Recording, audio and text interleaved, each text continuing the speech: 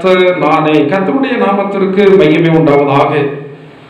ஆண்டவராகிய தேவன் அவருடைய ஆசீர்வாதங்களை கொடுக்கும்படியாக ஏற்ற நாட்களிலே அவருடைய பிள்ளைகளை உலகத்தை விட்டு பிரித்தெடுக்கிறார். அதனுடைய 26 வசனத்தை வாசித்திருங்க. அதே அதிகாரத்தில் 26. கர்த்தராகிய நான் பரிசுத்தராய் இருக்கிறபடினாலே நீங்களும் எனக்கு ஏற்ற பரிசுத்தவான்களாய் இருப்பீர்களாக. நீங்கள் என்னுடையவர்களாய் இருக்கும்படிக்கு உங்களை மற்ற ஜனங்களை விட்டு பிரித்தெடுத்த 2 விதமான காரியத்திற்கு ஆண்டவர் நம்மை இந்த உலகத்தில் இருந்து பிரித்தெடுத்திருக்கிறார்.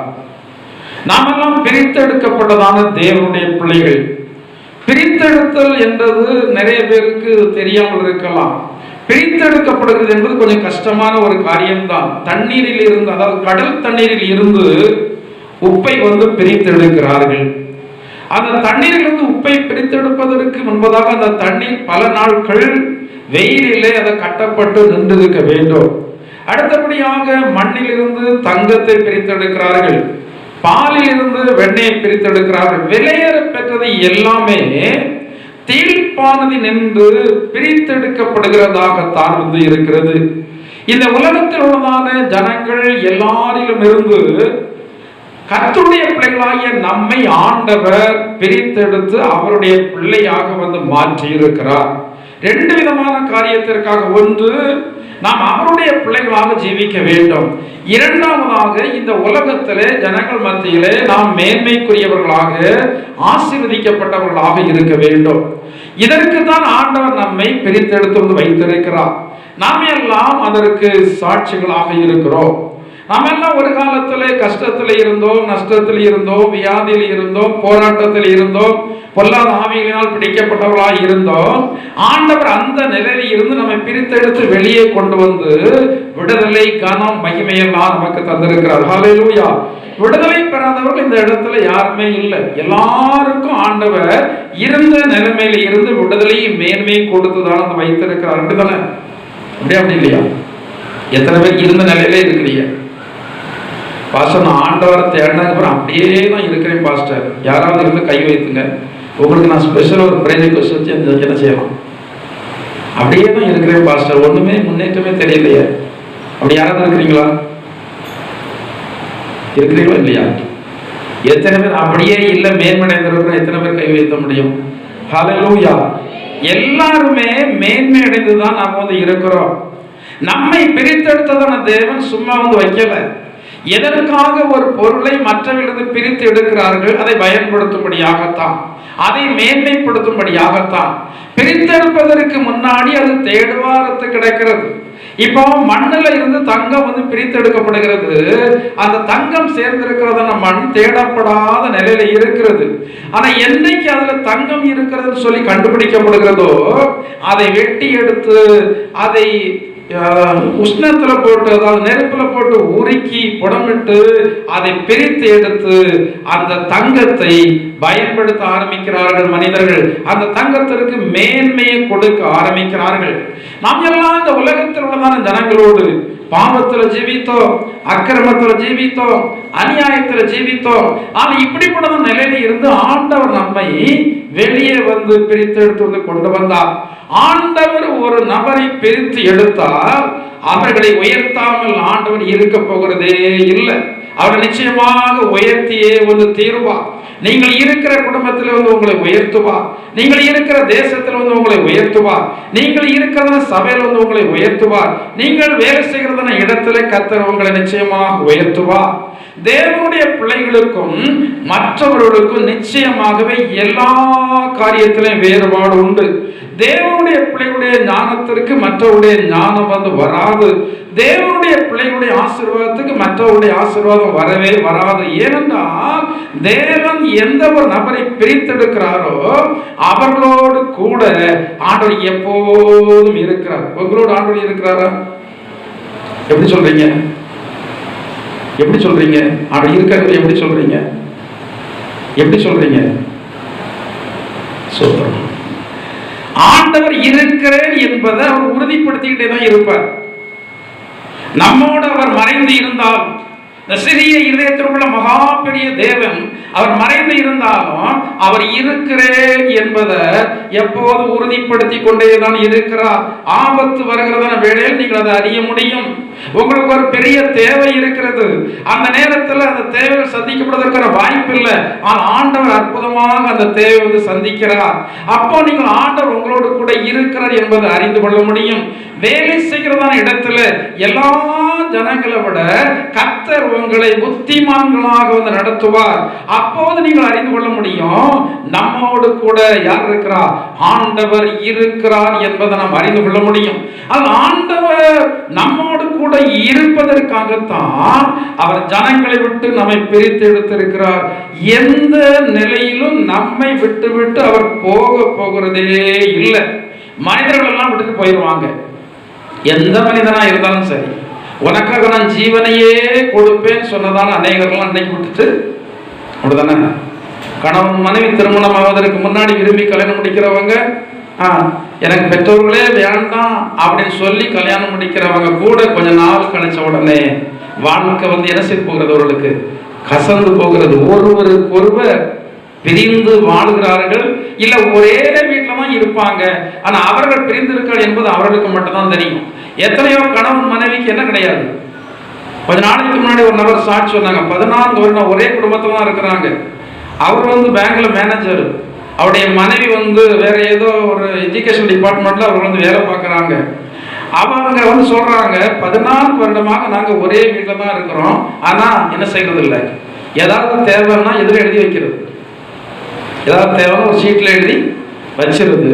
அவரு வாங்கி கொண்டு வைப்பாரு, வாங்கி கொண்டு வச்சிருக்கிறேன்னு கூட சொல்ல மாட்டார். அப்படியே இருக்கும். காலங்கள் இப்படியே கடந்து போனது. நிறைய குடும்பங்களிலே உறவுகள் பிரிந்து வாழுகிறார்கள். வேலை செய்கிறதான இடத்துல சிலர் தனிமை உணர்வீங்க. ஏனென்றால் நாம நல்ல வேலைக்காரர்களா இருந்தா, ஆண்டவருக்கு பயந்து வேலை செய்யறவர்களா இருந்தா, நம்மோடு கூட்டங்கள் என்ன செய்யாது, சேராது. இந்த கூட்டங்கள் நம்மோடு சேராது என்பதற்காகவே வேலையை ரிசைன் பண்ணதான நிறைய தேவனுடைய பிள்ளைகள் எல்லாம் உண்டு.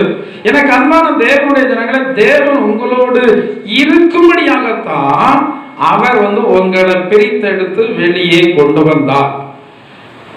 ஆண்டவர் உங்களோடு இருக்கும் போது உங்களுக்கு என்ன கவலை, என்ன குறைவு இருக்கிறது? பாட்டு பாடணும். அவர் என்னோடு இருக்கும்போது எனக்கு என்ன? பாட்டெல்லாம் பாடதான் செய்யணும். ஆனா இருதயத்துக்குள்ள அப்படி ஒரு குறைவு இருக்கலாம். இயேசு என் பரிகாரி,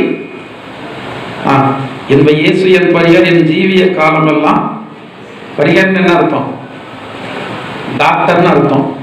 ஆனா காலம் எல்லாம் சிலருக்கு என்னதுதான்? காலம் எல்லாம் வியாதி. ஒண்ணு போனா ஒண்ணு, ஒண்ணு போனா ஒண்ணு, ஒண்ணு போனா ஒண்ணு. இன்னைக்கு மனிதர்கள் நிறைய பேர் தங்களுடைய வாழ்க்கையை முழுசும் மாத்திரையிலே தான் போய் கொண்டிருக்கிறாங்க.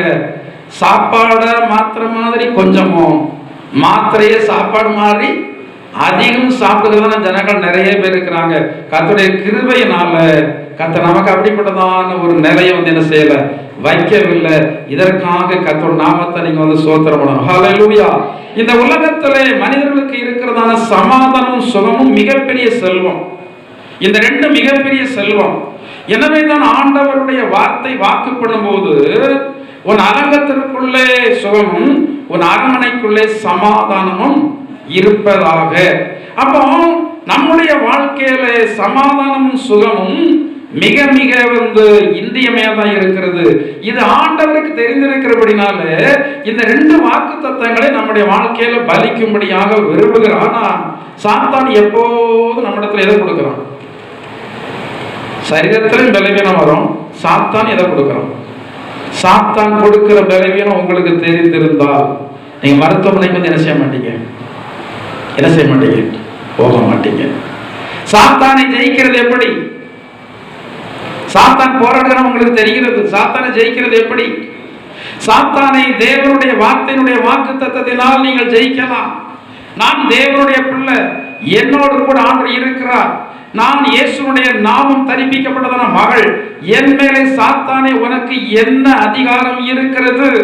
என் மீது உனக்கு அதிகாரம் கிடையாது என்று சொல்லி சாத்தானுக்கு விரோதமாக நீங்கள் வார்த்தைகளை பயன்படுத்த கற்றுக்கொள்ள வேண்டும். ஒரு பக்தன் சொல்கிறார், நான் சத்துருவினால் ஒடுக்கப்பட்டு நாள்தோறும் துக்கத்துடனே ஏன். என்னைக்காவது கேள்வி கேட்டிருக்கிறீங்களா? சத்துரு நிறைய வேலைகள் நம்மள வந்து என்ன செய்யறோம், ஒடுக்க. ஆண்டவரே, நான் எத்தனை நாள் ஆண்டவரே இதனால் ஒடுக்கப்பட்டு இருக்க வேண்டும்? ஆண்டவரிடத்துல வந்து என்ன செய்யலாம்? நீங்க தேவனுடைய பிள்ளைகளாக இருந்தா, ஆண்டவருடைய பரம தகப்பனாக இருந்தா, ஒரு பிள்ளை தகப்பனார் இடத்துல போய் கேட்கிறது போல நம்மால் ஆண்டவரிடத்துல கேட்க முடியும். நாம் சுகத்தோடு இருப்பதையும் நாம் சமாதானத்தோடு இருப்பதை ஆண்டவர் விரும்பி அந்த சமாதானமற்ற நிலைமையில சுகவீனமாக இருந்த நிலைமையிலிருந்து நம்மை வெளியே கொண்டு வந்து இன்னைக்கு தேவனுடைய பிள்ளைகளாகிய நம்மை ஜனங்கள் மத்தியில் எப்படி வைத்திருக்கிறார்? சாட்சியாக வந்து வைத்திருக்கிறார். நாம் எல்லாம் தேவனுக்கு யாரு? சாட்சிகள். இந்த சாட்சி விளங்கும்படியாகத்தான் ஆண்டவர் நம்மை மேன்மைப்படுத்தி வைத்திருக்கிறார்.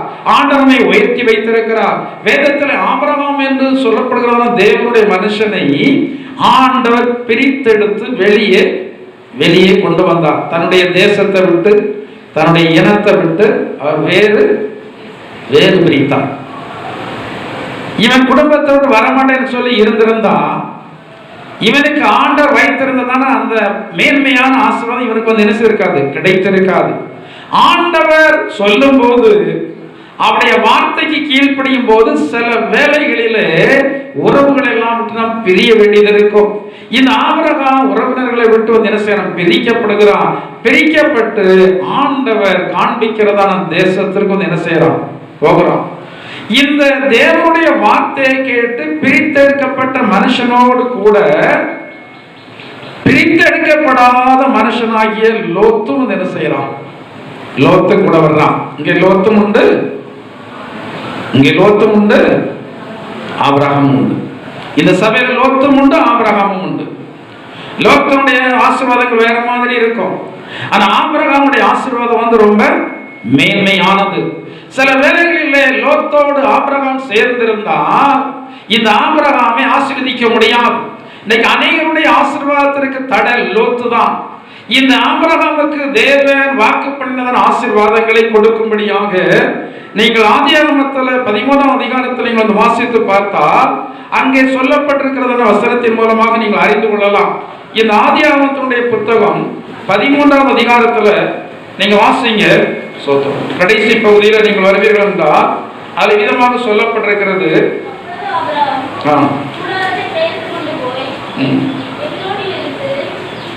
ஆதியாகமம் 13ஆவது அதிகாரம் 14வது வசனத்தில் வாசிங்க. 14. லோத்து ஆபிரகாமை விட்டு பிரிந்த பின்பு கர்த்தர் ஆபிரகாமை நோக்கி, உன் கண்களை ஏறெடுத்து நீ இருக்கிற இடத்திலிருந்து வடக்கேயும் தெற்கேயும் கிழக்கேயும் மேற்கேயும் நோக்கி பார்.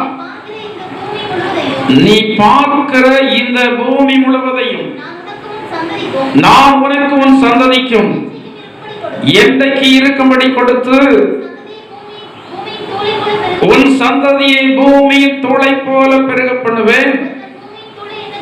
ஒருவன் பூமியின் தூளை எண்ணக்கூடுமானால் உன் சந்ததி எண்ணப்படும். கர்த்தருடைய நாமத்திற்கு மகிமை உண்டாவதாக. அங்கே ஆபிரகாம் பிரிந்து வந்ததற்கு பிறகும் பிரித்தெடுக்கப்படாத ஒரு மனுஷன் இந்த ஆபிரகாமோடு கூட வந்து கொண்டே வந்து இருக்கிறார். எனவே இந்த ஆபிரகாமுக்கு வாக்கு பண்ணினதான ஆசீர்வாதங்களை கர்த்தர் முழுமையுமாக கொடுக்க முடியவில்லை. இந்த லோத்துவை விட்டு ஆபிரகாம் பிரிக்கப்பட்டதற்கு பிறகு இந்த ஆபிரகாம் கர்த்தருடைய ஆசீர்வாதத்தை முழுமையாக வந்து என்ன செய்கிறான்? பெறுகிறான். சில வேளைகளிலே சிலர் நிமித்தம் நாம வந்து ஆசீர்வாதங்களை இழந்து போக நேரிடுகிறது. சிலரோடு நம்ம பிசினஸ் பார்ட்னர்ஷிப் போடும்போது நம்முடைய பிசினஸ் ஆசீர்வதிக்கப்படாது. சிலரோடு நம்ம வியாபாரத்தில் பார்ட்னர்ஷிப் போட்டால் அது ஆசீர்வாதம் இருக்காது, தொழிலில் ஆசீர்வாதம் இருக்காது. சில காரியங்களுக்கு ஆசீர்வதிக்கப்பட்டதான நீங்கள் ஆசீர்வதிக்கப்படாத ஒரு மனுஷன் நீங்கள் அழைத்து கொண்டு போனாலே அதனை ஆசீர்வாதத்தை நீங்கள் அறிய முடியாது, உணர முடியாது. வேதத்திலே சான்றுகள் இருக்கிறது. இங்கே வேதத்தில் சொல்லி இருக்கிற ஆபிரகாமுடைய சரித்திரம் நமக்கு சான்றாக இருக்கிறது.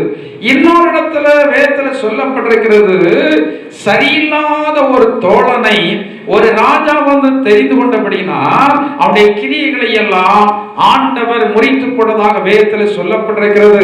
எனவேதான் தேவனுடைய பிள்ளைகளுடைய ஐக்கியம் மிக மிக முக்கியமானது. எல்லாரும் எல்லா ஜனங்களோடும் ஐக்கியம் பாராட்டி விட்டு நாம ஜெபித்த உடனே ஆசீர்வாதம் வந்துவிடும் என்றால் வந்து விடாது. ஆபிரகாம் ஜெபிக்காமலா இருந்தார்? ஆபிரகாம் தேவனுடைய வார்த்தைக்கு கீழ்ப்படியாமலா இருந்தார்? ஜெபித்தார். ஆபிரகாம் கர்த்தருடைய வார்த்தைக்கு கீழ்ப்படிந்தார். ஆனால் லோத்து அவனோடு இருக்கிற வரைக்கும் கர்த்தருடைய பரிபூர்ணமான ஆசீர்வாதத்தை இவனால் பெற்றுக்கொள்ளவே முடியவில்லை. எனவே தான் வேதத்தில் ஸ்ட்ரிக்டாக சொல்லப்பட்டிருக்கிறது, நீங்களெல்லாம் பிரித்தெடுக்கப்பட்டு வெளியே கொண்டு வரப்பட்ட தேவனுடைய பிள்ளைகளாக இருக்கிறபடினாலே பிரித்தெடுக்கப்படாத ஜனங்களோடு திருமண உறவு கொள்ளக்கூடாது. பிரித்தெடுக்கப்படாத ஜனங்களோடு நீங்கள் ஐக்கியம் கொள்ளக்கூடாது. அப்படி கொண்டால் அவர்களுடைய சாபம் உங்களுக்கு வந்துவிடும், அவர்களுடைய ஆசீர்வாத கேடு உங்களுடைய வாழ்க்கையிலே வந்துவிடும். ஆபிரகாமை தேவன் ஆசீர்வதிக்க வாக்குத்தத்தம் பண்ணினாலும் இவன் கூட இருக்கிற வரைக்கும் இவனுக்கு ஆசீர்வாதம் வரவே இல்லை. அவன் பிரிந்து போனதற்கு பிறகுதான் ஆண்டவர் ஆபிரகாமை என்ன செய்தார்? ஆசீர்வதித்தார். இவன் தன்னுடைய குடும்பத்தை விட்டு பிரிந்து வந்தவன், தன்னுடைய தேசத்தை விட்டு பிரிந்து வந்தவன், தன்னுடைய நண்பர்களை விட்டு பிரிந்து வந்தவன். யாருக்காக பிரிந்து வந்தான்? கிறிஸ்துவுக்காக. நீங்க கிறிஸ்துவுக்காக எதை இழந்திருக்கிறீங்க? நீங்க கிறிஸ்துவை தேடுகிறதான ஜனங்கள் எல்லாருமே இழப்பதற்கு தயாராக இல்லை, எல்லாவற்றையும் பெற்றுக் கொள்வதற்கு தான் எப்படி இருக்கிறோம்? தயாராக வந்து இருக்கிறோம். பக்தன் யோபு சொல்றாரு, நான் ஆண்டவரிடத்தில் நன்மையை பெற்றோம், நாம் ஆண்டவரிடத்தில் கர்த்தருடைய நாமத்தை நிமித்தம் சில கஷ்டங்களையும் என்ன செய்யணும்? பட வேண்டும். நம்ம தமிழ்நாட்டில் இருக்கிறதான கிறிஸ்தவ ஜனங்கள் எல்லாம் அதிகமாக என்ன படலை? கிறிஸ்துவனுடைய நாமத்தை நிமித்தம் என்ன படலை? பாடுபடல. நம்ம எல்லாம் மணிப்பூர்ல இருந்தா நம்ம எப்படி பாடுபடுறோம் என்பதை நமக்கு வந்து என்ன செய்யிருக்கும். மணிப்பூர்ல இருக்கிறதான கிறிஸ்தவங்க என்ன செய்யறாங்க? ரொம்ப வரைக்கும் சங்கடப்பட்டு தான் இருக்கிறாங்க. நைஜீரியா, இந்த நைஜீரியாவுக்காக நீங்க அதிகமாக வந்து என்ன செய்யணும்? ஜெபம். நம்ம ஜெபத்தை வந்து குறுகின வட்டத்துக்குள்ள வைக்கக்கூடாது. நாம் நம்முடைய குடும்பம், நம்முடைய பிள்ளைங்க இதோடே மட்டும் சுருக்கி விடக்கூடாது. நம்முடைய எண்ணங்கள் உலகமெங்கிலும் கடந்து போக வேண்டும். ஆண்டவர் எப்படி உலகத்தில் உள்ள எல்லா ஜனங்கள் மீது அக்கறை உள்ளவராக இருந்தாரோ அதே போல தேவனுடைய பிள்ளைகளாகிய அகில உலகத்தில் உள்ளதான ஜனங்கள் எல்லாருக்காக நாம் ஜெபம் பண்ண வேண்டும். நைஜீரியாவிலெல்லாம் மொத்தமாக இன்றைக்கு ஜனங்களை வந்து கொலை செய்கிறார்கள். முஸ்லிம் ஜனங்கள் இன்றைக்கு யாரை கொலை செய்யறாங்க? கிறிஸ்தவர்கள் என்ன செய்யறாங்க? கொலை செய்யறாங்க. நம்மளால என்ன செய்ய முடியும்? தேவன் இரக்கம் பாராட்டுறதுக்காக நம்ம வந்து என்ன செய்யலாம்? ஜெபம் பண்ணலாம். முஸ்லிம் ஜனங்களுடைய மனதை ஆண்டவர் என்ன செய்யணும்? மாற்றணும். முஸ்லிம் ஜனங்களும் மனம் திரும்ப வேண்டியது அவசியமாக இருக்கிறது. அவர் சொல்றாங்க, நாங்க ஆவியாக இருக்கிறத தெய்வத்தை தான் நாங்க வந்து வழிபடுகிறோம். நீங்க செத்து போன மனுஷனை வந்து என்ன செய்றீங்க? நீங்க வழிபடுறீங்க. நீங்க கிறிஸ்தவர்கள் வந்து குற்றமா சொல்றாங்க. இயேசு கிறிஸ்துவை குறித்து வேதம் சொல்கிறது, நானே அவர் என்று நீங்கள் விசுவாசியாவிட்டால் உங்கள் பாவங்களில் நீங்க வந்து என்ன செய்வீங்க? நானே அவர், நானே அந்த பிதா, நானே அந்த மூல தெய்வம் என்பதை நீங்கள் விசுவாசிக்காவிட்டால் உங்களுடைய பாவங்களில் நீங்கள் வந்து என்ன செய்வீங்க? சாவீங்க. இன்னைக்கு நைஜீரியா பகுதியில் உள்ளதான ஜனங்கள் எல்லாம் தங்களை வந்து கொலை செய்தாலும் பரவாயில்ல என்று ஒப்புக் கொடுப்பதற்கு காரணம் என்ன? அந்த இயேசுடைய நாமத்திற்காக. அங்கேயெல்லாம் முஸ்லிம் ஜனங்கள் தான் மனம் திரும்பி கொண்டிருக்கிறார்கள். முஸ்லிம் ஜனங்கள் நிறைய மனம் திரும்புவதை அந்த மார்க்கத்தில் இருக்கிற தலைவர்களால் சகிக்க முடியவில்லை. ஏனென்றால் கிறிஸ்தவ மார்க்கம் வல்லமை உள்ள மார்க்கம், கிறிஸ்தவ மார்க்கம் ஜீவனுள்ள மார்க்கம். கிறிஸ்தவனை கர்த்தருடைய நாமத்தை நிமித்தம் ஒருத்தனை கொண்டாவே 100 பேர் எழுப்புவான், 100 பேரை கொண்டா 1000 பேர் எழுப்புவான், 1000 பேரை கொண்டாவது பல லட்சம் பேர் எழுப்புவான். ஏனென்றால் அந்த கிறிஸ்தவ மார்க்கத்தில் என்ன இருக்கிறது? ஜீவன் இருக்கிறது. அதே போல இந்த நைஜீரியாவில் ஒரு பக்கத்துல ஜனங்கள் கொலை செய்யப்பட்டு கொண்டிருக்கிறார்கள். இயேசுடைய நாமத்து நிமித்தம் வீடை வந்து இழக்கிறாங்க, பிள்ளைகளை இழக்கிறாங்க, வேலை இழக்கிறாங்க, படிப்பை வந்து இழக்கிறாங்க. கர்த்தருடைய நாமத்து நிமித்தம் அதையெல்லாம் இழப்பதற்கான காரணம் என்னவென்றால் இயேசு அன்பாயிருக்கிறார். அவர் நம்மீது உள்ளதான அன்பினாலே நமக்காக சிலுவையில் அவருடைய சொந்த ரத்தத்தை சிந்தி என்ன செய்தார்? யாருக்காக? எப்போ நினைச்சு பார்க்குறீங்களா? என்னைக்கு தான் நினைச்சு பார்ப்போம்? பெரிய வழி என்னைக்கு தான் நினைச்சு பார்ப்போம்? அப்படி இல்லை. இயேசு கிறிஸ்துனுடைய பிறப்பு, இயேசு கிறிஸ்துனுடைய சிலுவை பாடுகள், மரணம், இயேசு கிறிஸ்துவின் உயிர்த்தெழுதல், இந்த மூன்றும் அனிதனமும் நினைக்கப்பட வேண்டியதான சம்பவங்கள். என்றால் இதுதான் கிறிஸ்தவ மார்க்கத்தினுடைய அஸ்திவாரம். இந்த கிறிஸ்தவ மார்க்கத்தினுடைய அஸ்திவாரம் இயேசு பிறப்பு, கிறிஸ்தவ மார்க்கத்தினுடைய அஸ்திவாரம் இயேசுனுடைய சிலுவை மரணம், கிறிஸ்தவ மார்க்கத்தினுடைய அஸ்திவாரம் இயேசுடைய உயிர்த்தெழுதல். இந்த மூன்றும் இல்லாவிட்டால் நம்ம எல்லாம் நிராதரமாக இருப்போம். இன்னைக்கு நமக்கெல்லாம் ஒரு நம்பிக்கை இருக்கிறது. எந்த பொல்லாதாவி என்னை தொட முடிய ஒரு நம்பிக்கை இருக்கிறது. எந்த மந்திரவாதம் நம்மளை ஒன்று செய்ய முடிய ஒரு நம்பிக்கை இருக்கிறது. எதனால் அந்த நம்பிக்கை வந்திருக்கிறது?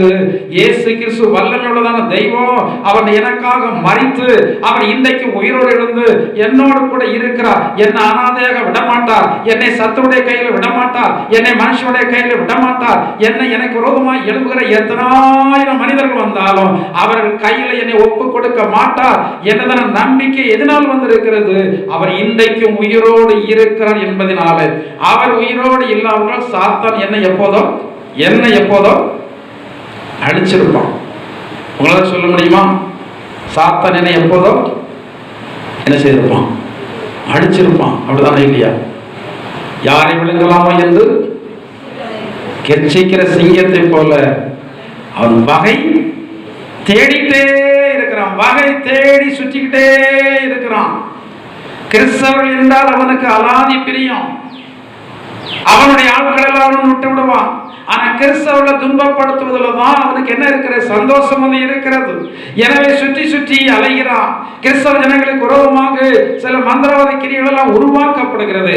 ஆனா எல்லாம் உருவாக்கப்பட்டாலும் தேவனுடைய பிள்ளைகளாகிய நமக்கு முன்பதாக உண்மை தேவனுடைய பிள்ளைகளுக்கு முன்பதாக அவைகளால் ஒண்ணுமே செய்ய முடியாது. ஏனென்றால் நம்மை ஆண்டவர் இந்த பூமியில் உள்ளதான ஜனங்கள் மத்தியில ஒரு விசேஷித்த ஜனமாக இருக்கும்படியாகத்தான் பிரித்தெடுத்து வந்து என்ன செய்திருக்கிறார்? வைத்திருக்கிறார். இதை நீங்கள் மறந்து போய்விடக் கூடாது. நான் பிரித்தெடுக்கப்பட்டவன், நான் பிரித்தெடுக்கப்பட்டவன். எப்படி பிரித்தெடுக்கப்பட்டவர்களுடைய ஆசீர்வாதத்தை ஆண்டவர் எனக்கு தந்திருக்கிறாரோ அதே போல பிரித்தெடுக்கப்பட்ட மனுஷனை போல, மனுஷியை போல நான் வந்து என்ன செய்ய வேண்டும்? வாழ வேண்டும். அப்போஸ்தலர் நடபடிகளில் 2ஆம் அதிகாரத்தில் சபை ஆரம்பித்த போது அங்கே கர்த்தருடைய வார்த்தையை பேதுரு சொல்லும்போது அவர் சொல்லுகிறார், நீங்கள் மனம் திரும்புங்கள், நீங்கள் ஞானஸ்நானத்தை பெறுங்கள், நீங்கள் பரிசுத்த ஆவியானுடைய வரத்தை பெறுங்கள், அடுத்து நீங்கள் இந்த மாறுபாடுள்ள சந்ததியை விட்டு விலகி. விலகி என்றால் என்ன? சண்டை போட்டல்ல. விலகி என்றால் என்ன? அவர்கள் செய்கிற செயல்களை விட்டு. அவர்களுடைய செயலுக்கும் நம்முடைய செயலுக்கு என்ன இருக்கு? வித்தியாசம் இருக்கா? வித்தியாசம் இருக்கா இல்லையா? வேலை செய்யற இடத்துல சொல்லணும் இவங்க யாரு, உங்க உண்மையை பார்த்து சொல்லணும்.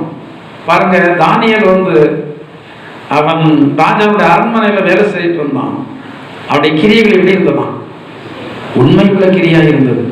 குற்றமற்றவனாக இருந்தான்.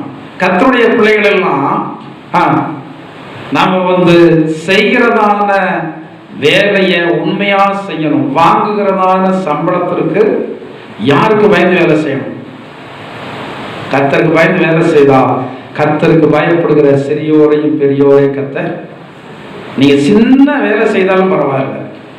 ஒரு மாதம் 5000 ரூபாய் தான் வருமானம் இருக்கு, அந்த வேலையை செய்தாலும் பரவாயில்லை. அந்த வேலை எப்படி செய்யணும்? உண்மையா செய்யுங்க. யார் பார்க்கிறான்னு செய்யுங்க. ஆண்டவர் பார்க்கிறான்னு செய்யுங்க. நீங்க மனுஷன் பார்க்கிறான் என்று சொல்லி செய்தா அந்த மனுஷன் பார்க்கிற நேரத்தில் மட்டும் வேலை செய்வீங்க, மற்ற நேரத்தில் வேலை செய்யாம உட்கார்ந்து கொள்ளுவீங்க.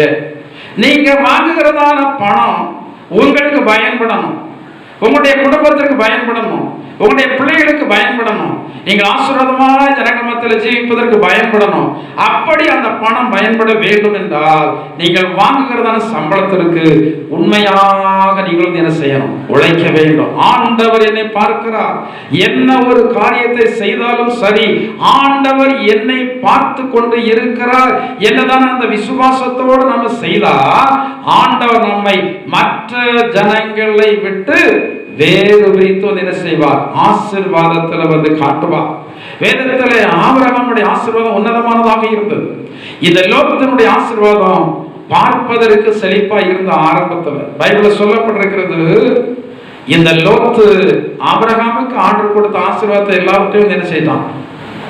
எடுத்துட்டான். ஆனா ஆபிரகாம் வந்து என்ன செய்தான்? விட்டு கொடுத்தான் தானே. ஆபிரகாம் சண்டைட்டு இருக்கலாம். ஒன்னே வந்து ஆண்டவர் அழைக்கல, என்னை தான் அழைச்சார். தந்தது ஆண்டவர் எனக்கு தான் தந்தார், உனக்கு இல்லை. நீ எப்படி வந்தியோ அப்படி ஓடிடு அப்படி சொல்லி இருக்கலாம். ஆபிரகாம் சொல்லவே இல்லை. லோத்துல சொல்றான், உனக்கு எது வேணும், நீ எந்த இடத்துக்கு போற, செலக்டட் யார் பண்ண? நீ. அவன் எதை செலக்ட் பண்ணான்? நல்ல பச்சையா இருக்கிற மனுஷன் செலக்ட் பண்ணனா எதுவும் செலக்ட் பண்ணுவான். வெளி பார்வையில் நல்ல செழுமையாக இருக்கிறத தான் மனுஷன் செலக்ட் பண்ணுவான். ஆனா ஆண்டவர் செலக்ட் பண்றதெல்லாம் அப்படி செலக்ட் பண்ணியிருந்தா நம்ம எல்லாம் நோய் பிடிச்சவங்களும் பேய் பிடிச்சவங்க நம்மளாலும் செலக்ட் பண்ணிருக்கவே மாட்டாரு. நம்ம எல்லாம் ஒரு வனாந்தர வாழ்க்கை போலதான் வாழ்ந்துகிட்டு இருந்தோம். ஆனா ஆண்டவர் நம்ம செலக்ட் பண்ணதற்கான காரணம் என்ன தெரியுமா? நம்ம பேர்ல ஆண்டவருக்கு மிகுந்த மனதுருக்கம், மிகுந்த மனதுருக்கம். பெரிய படிப்பு படிக்கல. இன்னைக்கு பெரிய படிப்பு படித்தவர்கள் எல்லாம் தெய்வம் யார் என்பதை இந்நாள் வரைக்கும் என்ன செய்ய முடியல அவர்களால. நமக்கு பரிதாபமா இருக்கு. இவ்வளவு படிச்சிருக்கிறாங்களே, ஆனா யாரை இவர்களால் அறிய முடியலையே. ஆண்டவர் எப்படி இருப்பார்னு அறிய முடியலையே.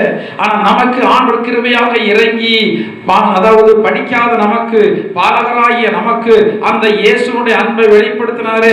இதற்கே நம்ம 1000 கோடி சோத்திரம் போடணும். நம்ம இதெல்லாம் நினைக்காம நமக்கு கிடைக்காத காரியத்திற்காக நாம இன்றைக்கு வேதனைப்பட்டு சங்கடப்பட்டு நாம வந்து வருந்தி கொண்டிருக்கிறோம். ஆண்டவருடைய பிள்ளைகள் என்றுதான் அந்தஸ்து ஆண்டவர் நமக்கு தந்திருக்கிறார். அப்போ மனுஷன் செழிப்பை எப்படி வந்து செலக்ட் பண்ணுவானோ அதே போல லோத்து செலக்ட் பண்ணா. அனுபவிக்க முடிஞ்சுதா? நீங்க சம்பளம் எவ்வளவு வாங்குறீங்க என்பது பெருசே கிடையாது. நீங்க ₹1,00,000 சம்பளம் வாங்கலாம், அது பிரச்சனையே கிடையாது.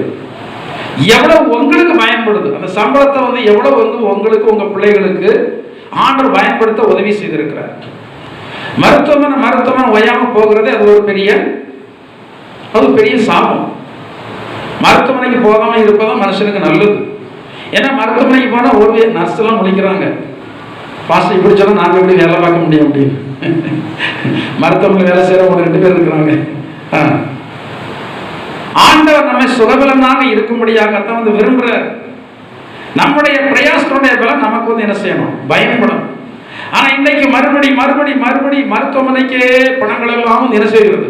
போய்கொண்டே இருக்கிறது. மருத்துவமனை 10,000 சம்பளம் எடுத்து அந்த 10,000 ரூபாய் நீங்கள் திருப்தியா சாப்பிடுறீங்க, அது கர்த்தருடைய ஆசீர்வாதம்.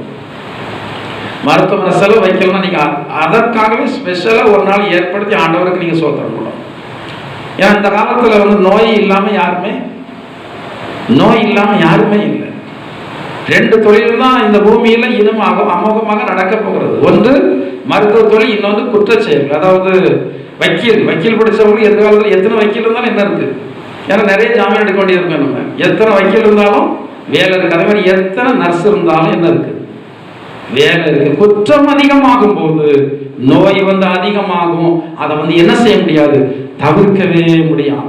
குற்ற செயல்கள் குறைய நோயெல்லாம் அது தானாவே குறைஞ்சிரும். நம்முடைய சரீரம் ஆண்டோடைய கட்டுப்பாடுல தான் வந்து இருக்கிறது. எத்தனை பேருக்கு மருந்து கொடுத்தோம் சரீரம் ஏற்க மாட்டேங்கிறது தெரியுமா? சரீரம் ஏற்காது. எவ்வளவு மருந்து கொடுத்தாலும் எந்த ஏற்காது. எவ்வளவு பெரிய மருத்துவமனையில கொண்டு போனாலும், இங்க இருந்து தனி விமானம் அமர்த்தி அமெரிக்காவுக்கு கொண்டு போனாலும், இங்க இருந்து குறை உயிரா போனது அங்க இருந்து முழு உயிர் போய் தான் வருகிறது அநேகருக்கு. மருத்துவர்கள் அவருடைய படிப்பை வைத்து அவள் சில காரியங்களை செய்யறாங்க. நல்ல மருத்துவர்கள் சொல்றாங்க, நாங்க எங்களால எங்களை செய்துட்டோம், இனிமே உங்களுக்கு சுகம் கொடுக்கறது யார் தான் கொடுக்கணும்? ஆண்டவர் தான் கொடுக்கணும்.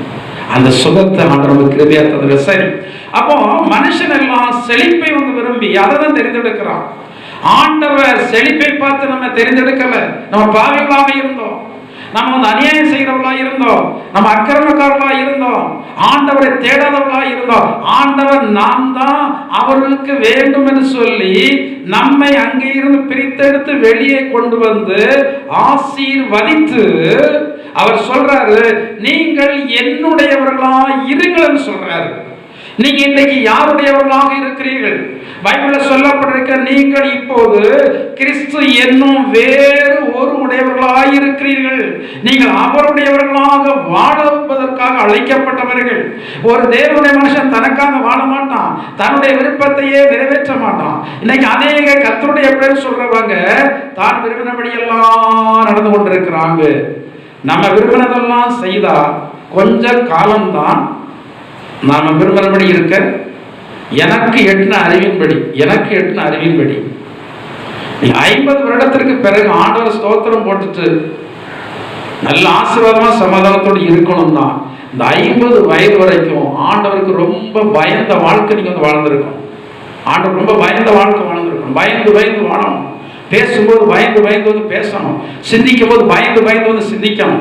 தேவையில்லாத சிந்தனை நம்ம மைண்ட்ல வரத்தான் செய்யும். தேவனுக்கு பயப்பட அந்த சிந்தனையெல்லாம் தூக்கி தூரப்படணும். ஜனங்களை பேச வேண்டும் என்று சொல்கிற வார்த்தைலாம் வாயில வரத்தான் செய்யும். தேவனுக்கு பயந்தா வந்து பேச மாட்டோம். தேவனுக்கு பயந்தா மற்றவர்களை குற்றவாளியாக தீர்க்க மாட்டோம். இன்னைக்கு நிறைய பேர் மற்றவர்களை குற்றவாளிகளாக, பைபிள் என்ன சொல்லியிருக்கு? மற்றவர்களை குற்றவாளியாக தீர்க்கிற நீ யாரா இருந்தா என்ன கேட்குது பைபிள் சொல்லி. நீ யாரா இருந்தா, நீ கிறிஸ்தவனா இருந்தான, நீ விசுவாசியா இருந்தா, நீ யாரா இருந்தாலும் மற்றவர்களை குற்றவாளியாக நீ தீர்ப்பாயானால் மற்றவர்களை தீர்க்கிற தீர்ப்பின்படியே தீர்க்கப்படுவாய். உனக்கு வருது, பின்னாடி வந்து வருது.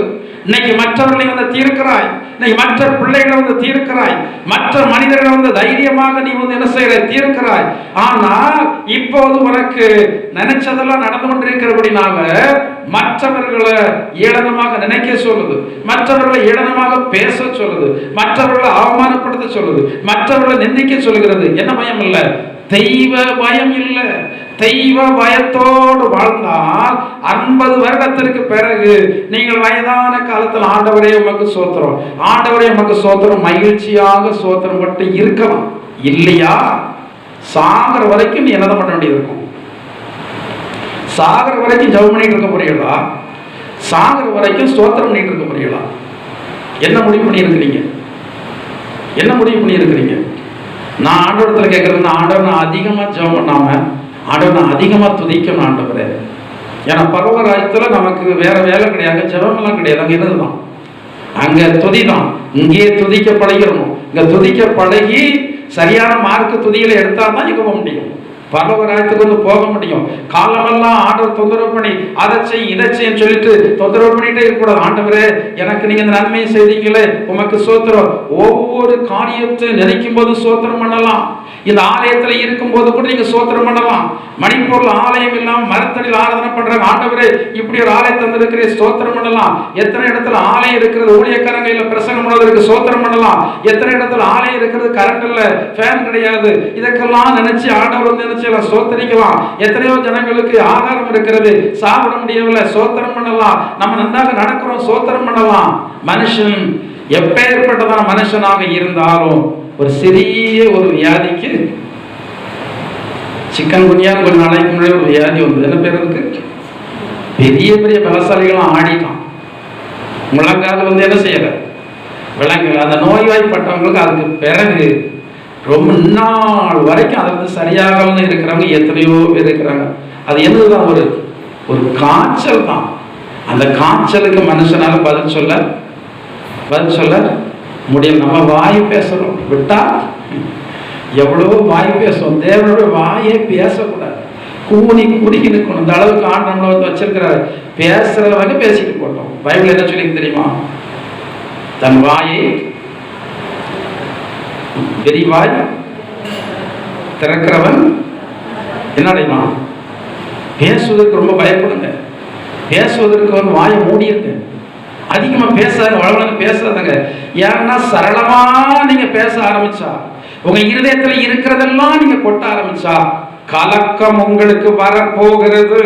சீக்கிரத்தில் வரப்போகிற சாபம் அல்ல, வேத வசனத்தை தான் உங்களுக்கு போதகம் பண்ணிட்டு இருக்கிறேன். வாயை நீங்கள் விரிவாக திறவாதிருங்கள். மற்றவர்களை பேச பேச அது உங்களுடைய வாழ்க்கையிலேயே வந்துடும். அடுத்த பிள்ளைகளை பேச பேச தான் பிள்ளைக்கு வந்துடும்.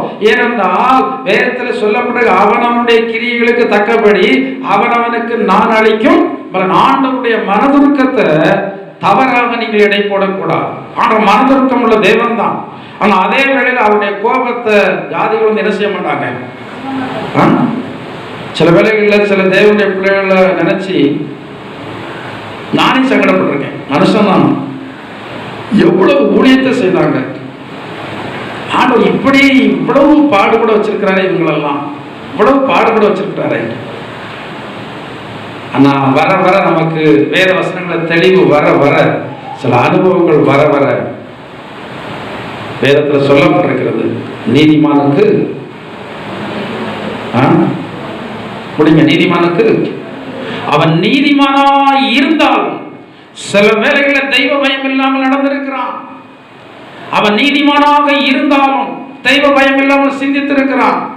நீதிமானாக இருந்தாலும் அநீதி செய்திருக்கிறான். எனவே இவைகளுக்கு கணக்கெல்லாம் இங்கே முடித்ததற்கு பிறகுதான் எங்க போக முடியும்? பரலோகராஜ்யம் போக முடியும். இந்த பரலோகராஜ்யம் போவதற்கு முன்னாடி உங்களுடைய அநீதியுடைய கணக்கெல்லாம் நீங்கள் தீர்த்து விட வேண்டும். கணக்கை புது புது கணக்காக சேர்த்து கொண்டே இருக்காதீர்கள். புது புது சாபமாக சேர்த்து கொண்டே இருக்காதீர்கள். ஒரு நாள் மனம் திரும்பினீங்க, பழைய பாவங்கள் சாபங்கள் எல்லாவற்றையும் ஆண்டவர் மன்னித்து நிவர்த்தி ஆக்கினார். இப்போ ஆண்டவரை ஏற்றுக்கொண்டதற்கு பிறகு புது தைரியம் கிடைச்சிட்டு, முதலாவது நான் தனியா இருந்த மாதிரி உணர்ந்தாங்க. இப்ப ஆண்டவர் என்னோட இருக்கிறார், யாரும் ஒண்ணும் செய்ய முடியாது. எனவே நான் மாம்சமும் மனசு விரும்பினபடி நடப்பேன். மிஞ்சி போனா ஆண்டவர்கிட்ட போய் தண்ணி குடிக்காம கிடந்து என்ன போடுவேன்? என்ன பண்ணுவேன்? அந்த ஓச ஆண்டவர் கேட்பாரா? கேட்பாரா? கேட்க பைபிள் என்ன சொல்ல? நீ மிகுதியாய் ஜெபம் பண்ணினாலும்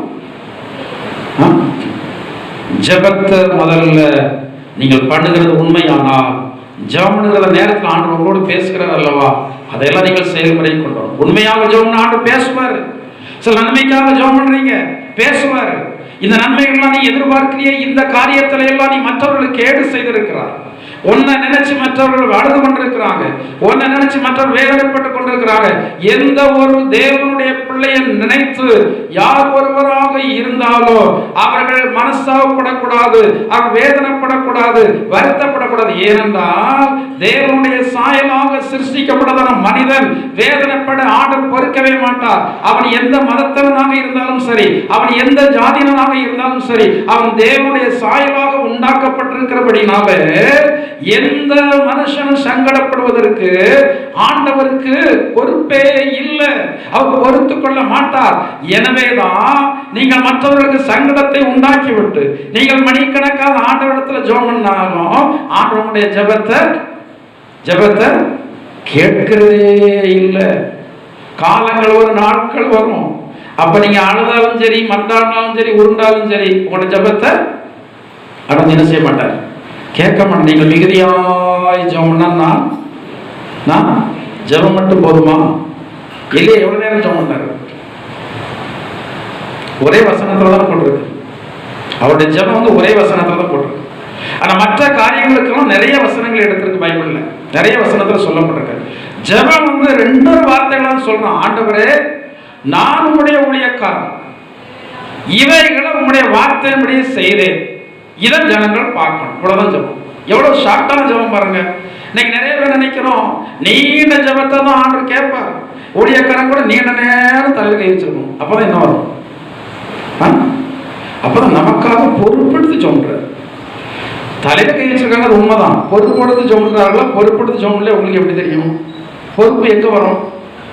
பொறுப்பு இருதயத்துல தான் தெரியும். பொறுப்பு இருதயத்துல தான் தெரியும், வெளியே தெரிகிறது இல்லை. பொறுப்பட்டு ஜோம்னதற்கு நேரம் எடுத்துதான் ஜோம் பண்ண வேண்டும் என்ற அவசியம் இல்லை. அந்த நேரத்தில் ஊழியக்காரன் தலையில கை வைத்து இருந்த சூழலை தகுந்த மாதிரி ஜோம் போயிடுவான். ஆனா எங்க போனாலும் உங்க நினைப்பாகவே இருந்து கொண்டிருப்பான். எங்க போனாலும் உங்களுடைய நினைப்பாக ஜோம் பண்ணி கொண்டிருப்பான். இருதயம் ஜோம் பண்ணி கொண்டே இருக்கும், இருதயம் அழுது கொண்டே இருக்கும். அதுதான் உண்மையான ஜெபம். அந்த ஜெபத்தை தான் ஆண்டவர் கேட்பார். வேதம் சொல்கிறது, உன் இருதயத்தினுடைய வேண்டுதல்களை உனக்கு நாவின் ஜெபம் ஆண்டவருக்கு தேவையில்லை. உங்க இருதயத்துடைய ஜெபம் தான் ஆண்டவருக்கு தேவை. நாவில ஜெபித்தால் பாஸ்டர் சொல்வார் நல்ல ஜோம்பறாங்கன்னு, கேட்கிறவங்க வந்து சொல்லுவாங்க நல்ல ஜோம்பறாங்கன்னு. எத்தனை பேரு சாத்தான் நிறைந்திருக்காங்க. சாத்தான் அவர்களுக்கு உள்ள இருந்து நேர்த்தியாக ஜோம்பறான் தெரியுமா? சாத்தானால ஜெபம் பண்ண முடியுமா? வஞ்சகாவி ஜெபம் பண்ணும். வஞ்சகாவி அந்நிய பாசெல்லாம் வஞ்சகாவி பேசுகிறதா அந்நிய பாசைய. இப்போ பாக்கியத்தாய் அந்நிய பாசை வரதா எப்படி? பாக்கியத்தாய் கேட்குற அந்நிய பாசை வரதா எப்படி? வரல. முன்னாடி அந்நிய பாசை பேசுறேன் எப்படி? இங்க வருவதற்கு முன்னாடி ஒரே அந்நிய பாசை தான். ஆனா இப்ப அந்நிய பாசை பேசுனதுனால ஆண்டவர் கூட இருக்கிறார் சொல்ல முடியுமா? அந்நிய பாசை பேசுனது யாரு? அது ஒத்துக்கிட்டு நான் தான் என்ன பேசுறேன். எது பேசுது? சாத்தான் பேசுது. அந்நிய பாசை வந்து பேசுது. அப்போ ஆண்டவர் இல்லாமலேயே ஜெபிக்க முடியும். கர்த்தருக்காக வாழாமலேயே வந்து ஜெபிக்க முடியும். சாத்தான உள்ள வைத்துக் கொண்டே ஜெபிக்க முடியும். அதை எல்லாரும் அறிய முடியாது. கிருபையினால கர்த்தர் அந்த கிருபையை தந்திருக்கிறவங்க நிறைய பொல்லாதாவினால் பாதிக்கப்பட்டவங்க என் பக்கத்தில் நெருங்குவதற்கே வந்து என்ன செய்வாங்க? சிலர் பார்ப்பதற்கே பயப்படுவாங்க. நான் என்ன வச்சிருக்கிறேன், யாரையும் மிரட்டுறேன்னா, இல்லை அருவாவும் கைமா அலையிறானா, இல்லை துப்பாக்கி கைமா அலையிறானா? இல்லை, நான் ஒரு சாதாரண மனுஷன் தான். சிலர் நம்மகிட்ட நெருங்குவதற்கே வந்து என்ன செய்யறாங்க? நெருங்குவதற்கு என்றால் நம்மளை பார்த்து பேசுவதற்கே வந்து பயப்படுறாங்க. ஏன்? மனுஷனுடைய கண் வந்து ரொம்ப முக்கியமானது. இருதயத்தினுடைய ஜன்னல் வந்து எங்க இருக்கு? இருதயத்தினுடைய ஜன்னல் வந்து கண். இருதயத்தினுடைய ஜன்னல் இப்ப அதுதான் குற்றச்செயல்கள்லாம் கண்டுபிடிப்பதற்கு இப்போ கண்ணை தான் ஸ்கேன் பண்றாங்களாம்.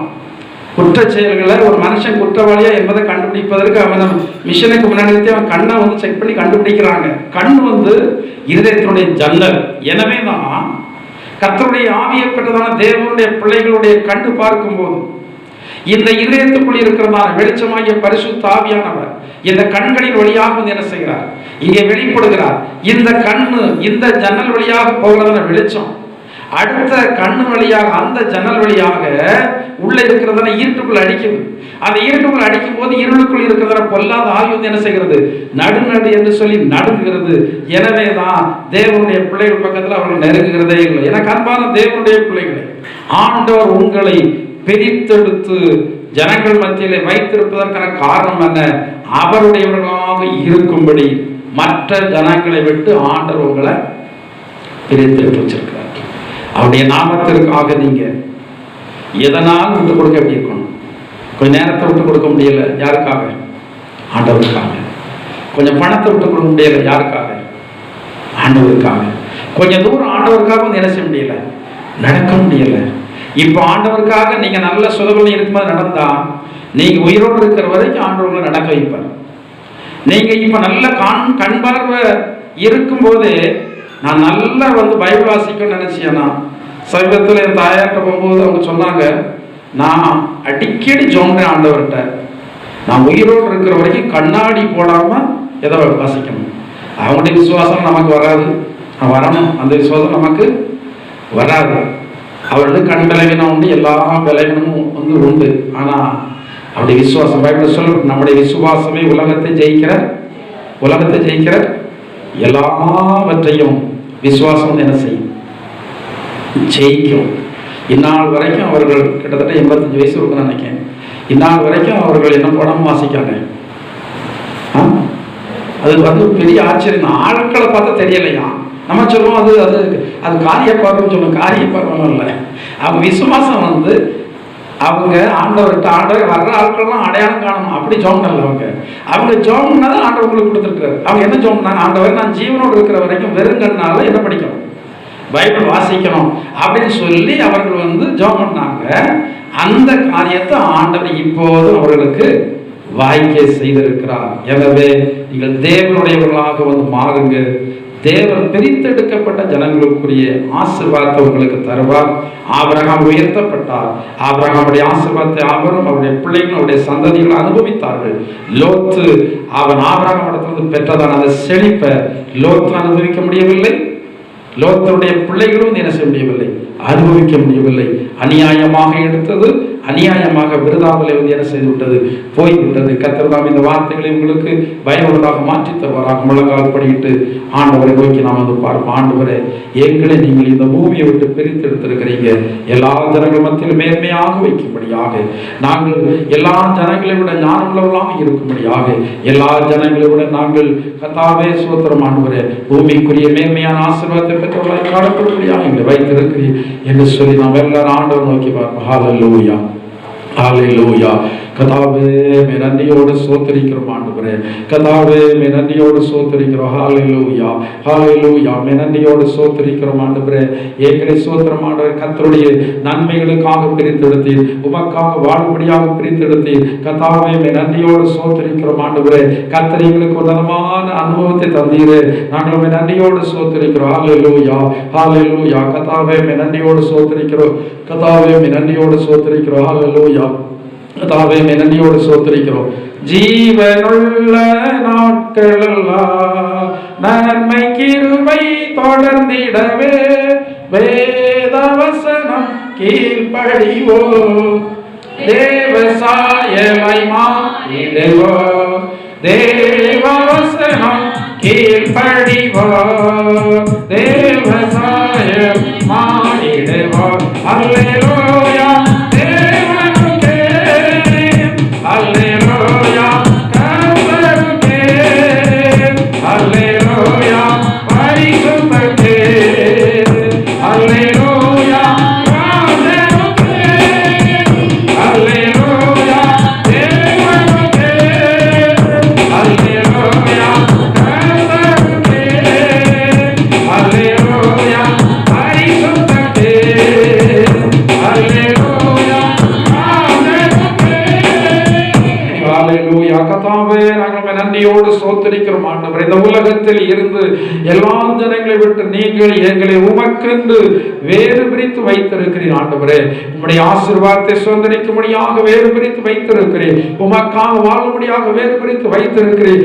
என்ற எண்ணத்தோடு நாங்கள் இந்த பூமியில ஜீவனம் பண்ணத்தக்கதாக எங்கள் ஒவ்வொருவருக்கு கிருபை தாருங்க. வந்திருக்கிற எல்லாரையும் கர்த்தர் ஆசீர்வதிப்பீராக ஆண்டவரே. நாங்கள் நன்றியோடு ஸ்தோத்திரிக்கிறோம்.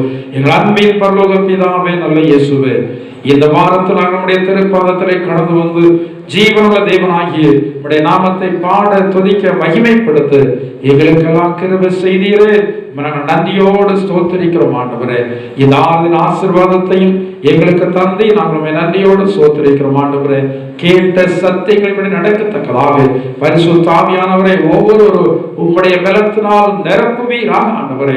30, 60, 100 பலன் கொடுத்தது என்றதான வார்த்தையின்படி எங்களுடைய வாழ்க்கையில வரப்போறதான நாட்களிலே உமக்கு மிகுந்த பலனை கொடுக்கும்படி கர்த்தர் எங்களுக்கு உதவி செய்தல் வேண்டுமாறு ஜெபிக்கிறோம் ஆண்டவரே. வந்திருக்கிற எல்லாரையும் ஆசீர்வதிங்க. வராத ஜனங்களை கர்த்தர் வரும் நாட்கள் அழைத்து வாருங்க ஆண்டவரே. சமீபத்திலும் தூரத்திலும் இந்தியாவின் பல மாநிலங்கள் வெளிநாடுகளில் எங்களோடு ஐக்கியப்பட்டிருக்கிறது உண்டு. எல்லாரையும் உடைய கரத்தில் ஒப்பு கொடுக்கிறோம் ஆண்டவரே. இந்த வாரம் முழுவதும் ஒவ்வொருவரை கர்த்தர் பாதுகாத்துக் கொள்ளுங்க. கர்த்தாவே, கொடிய வியாதிகளுக்கு விலக்கி காத்துக் கொள்ளுங்க. வல்லாத மனுஷனுடைய சதி செயல்கள், சத்துடைய வஞ்சை கிரிகள் எல்லாவற்றுக்கும் உடைய பிள்ளைகளை விலக்கி காத்துக் கொள்ளுங்க. போக்குவரவு பிரயாணங்கள் எல்லாவற்றும் உடைய பாதுகாப்பை கர்த்தர் கொடுங்க ஆண்டவரே. வருகை தாமதிக்குமானால் மறுபடியும் ஒரு முறை உங்க சன்னிதானத்திலே கடந்து வந்து ஆராதிக்க உம்முடைய பிள்ளைகளுக்கு கிருபையும் வாய்ப்பை கர்த்தர் கொடுக்க வேண்டுமாறு ஜெபிக்கிறோம் ஆண்டவரே. என்ன நோக்கத்தோடு உடைய பிள்ளைகள் இடத்தில் வந்தார்களோ அந்த நோக்கம் நிறைவேற ஆசீர்வதிக்கப்பட்டவர்களை கடந்து போக ஒவ்வொருவருக்கு கர்த்தர் கிருபை செய்தல் வேண்டுமாறு இயேசுவின் நாமத்தால் ஜெபிக்கிறோம் ஜீவனுள்ள பிதாவே, ஆமென்.